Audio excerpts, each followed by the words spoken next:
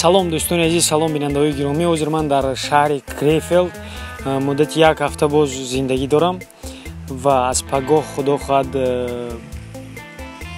кор сар мешавад. мақсади асосие ки ман ба Олмон омадам ва имрӯз мехостам дар бораи 4 роҳе ки ба шумо кӯмак мекунад ки ба Олмон биёед навор кунам, видео кунам.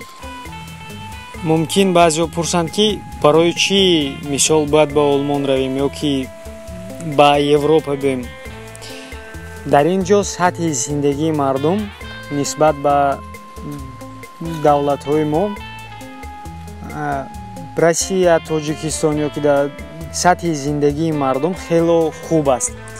агар мисол ягон кас, ман гуфтани не ки инҷа биёед зиндагӣ кунед то охири ҳаёт, не ки барои омада дидан ки мардум чӣ хел зиндагӣ мекунад, барои ҷаҳонбиниятон васеъ шудан бисёр хуб мешавад агар як бор биёеду бинед.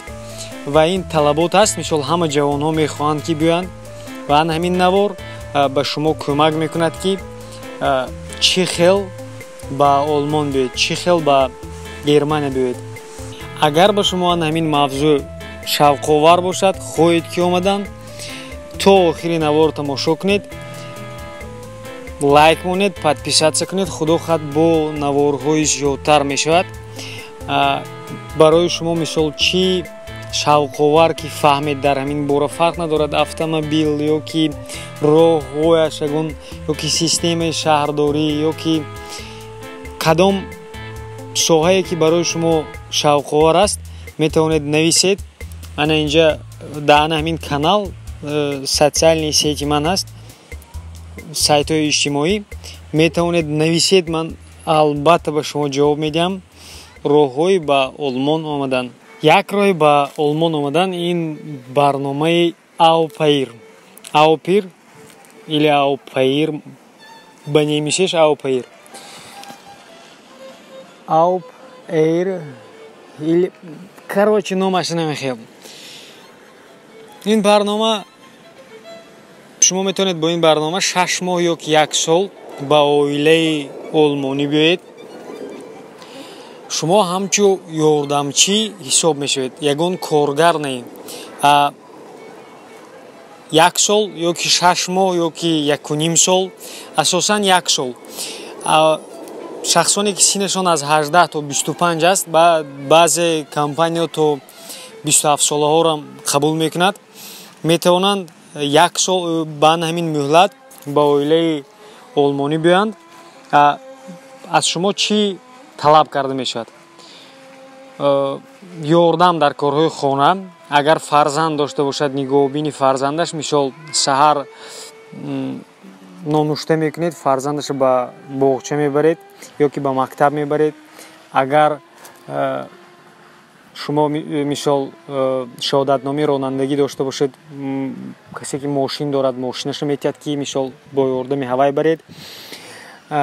хулоса шумо як аъзои оилаи ҳамин оилаи олмонӣ ба ҳисоб меравед.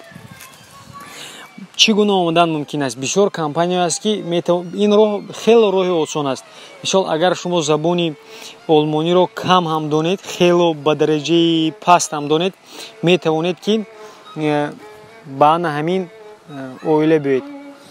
ҳамаи мисол сарфе ки мекунед барои омадан то ба инҷо, мисол виза, роҳпулӣ, ин ба гардани худи шумо аст. вақте ки ба инҷо меоед, оилаи олмонӣ пурра шуморо нигоҳдорӣ мекунад, яъне хӯрду хӯрок, ҷои хуб, ҳамаашро медиҳад ва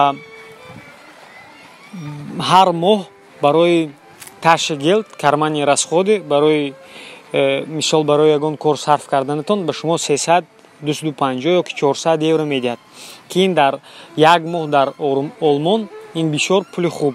мисол ба ин пул шумо метавонед чизе ки дилатон мехоҳад харид. албатта хонаи дуошёна нею, чизе ки ҳар рӯз шумо ба он ниёз доред.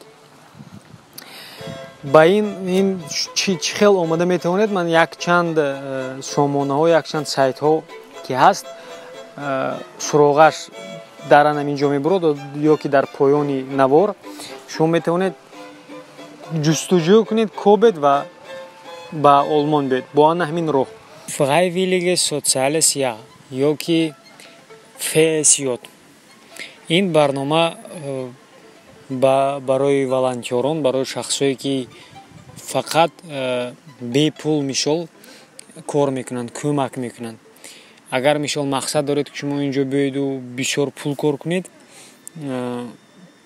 пул кор карда намешавад барои он ки шумо ҳамчун волонтёр яъне бемузд кор мекунед бо ин программа шахсоне ки аз 16 то 25 сола метавонанд ба олмон биёянд чӣ хел роҳ омадан мумкин якчанд компаниое ки мефирӯшанд ё ки худи ана ҳамин сайташ дар олмон сайти асосии ана ҳамин фсё дар поён суроғаш мемонам шумо аз тарафи худатон аз кисаи худатон виза туғри мекунед раҳпулиятонро худатон месупоред ба олмон меоед дар ин ҷо аз 6 моҳ то 1 сол шумо метавонед волонтёр шуда кор кунед ҳар моҳ ба шумо 300 евро ёки 250 евро барои кармани расходатон ёки барои сарфи ҳаррӯза ба шумо пул медиҳанд дар як маҳ 300-250 евро асосан ин барнома барои ана ҳамон худи олмониҳое ки мисол баъд аз хатм кардани мактаб пас аз хатм кардани мактаб намедонанд ки мисол куҷо супоранд як сол кор мекунанд ва баъд ба ягон донишгоҳ месупоранд барои ҳамин барои шумо хело шанси хуб аст дар ин ҷо ҳам забони олмонӣ бисёр хуб лозим нест ва шумо метавонед ба ин роҳ ба олмон биёед роҳи сеюме ки шумо метавонед ба олмон биёед ин обмен студентов ёки ивази донишҷӯён ин аз донишгоҳе ки шумо дар он мехонед вобаста аст фақат барои донишҷӯёне ки аввал фақат барои донишҷӯён яъне агар шумо донишҷӯ набошед омада наметавонед фақат барои донишҷӯёне ки дар соҳаи буҷавӣ мехонанд агар донишгоҳи шумо бо ягон донишгоҳ робита дорад ва агар надошта бошад ҳам шумо метавонед бурд кунед бо ана ҳамин программа яъне гузаред ва баъд бо донишгоҳатон суҳбат кунед ки шумо намехел гузаштед мехоҳед ба дигар давлат равед ин муҳлаташ аз 1 семестр 6 моҳ ёки 1 сол иборат аст 1 соли хониш барномаҳое ки шуморо мефиристонанд фондҳое ки ба шумо кӯмак мекунанд ки шумо дар олмон таҳсил кунед ин мисол якташ даъд агар шумо ана ҳамин барномаи даъдро бурд кунед шумо метавонед ба олмон барои хондан биёед албатта бо пули худатон ҳастанд фондҳое ки мисол ба шумо пурра кӯмак мекунанд агар шумо ана ҳамин конкурси гӯем ёки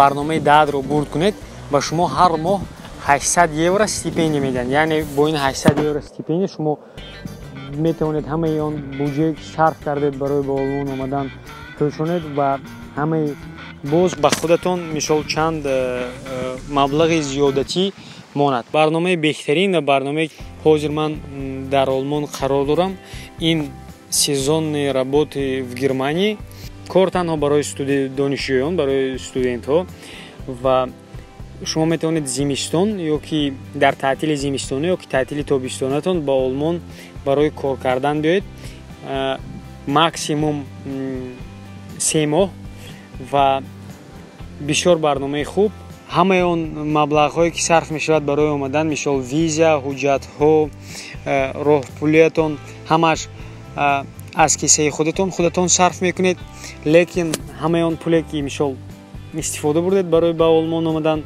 шумо метавонед дар ана ҳамин ҷо кор кунеду ба даст биёред кораш на он қадар корҳои қаин корҳое ки мисол студент метавонад донишҷӯ метавонад иҷро кунад ва ба шумо соати корӣ медиҳанд корҳое ки мисол хело меҳнати кам талаб мекунад арзонтар корҳое ки мисол камтар бояд хубтар кор кунед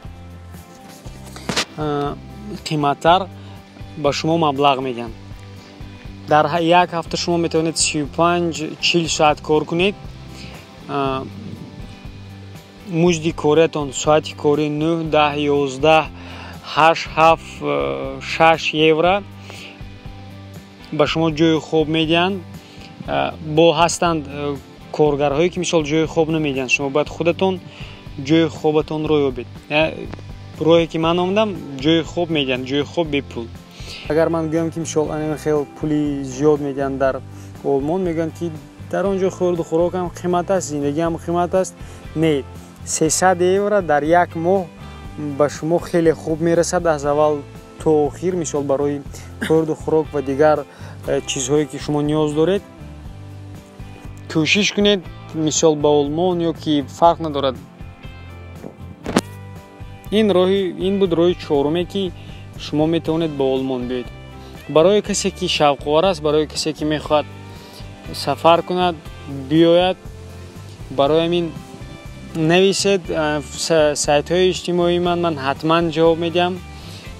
боқӣ дар амони худо бошед. агар барои шумо шавқовар бошад ё ки мехоҳед дар кадом борае ки мисол видео навор мехоҳед нависед, ҳатман лайк конед.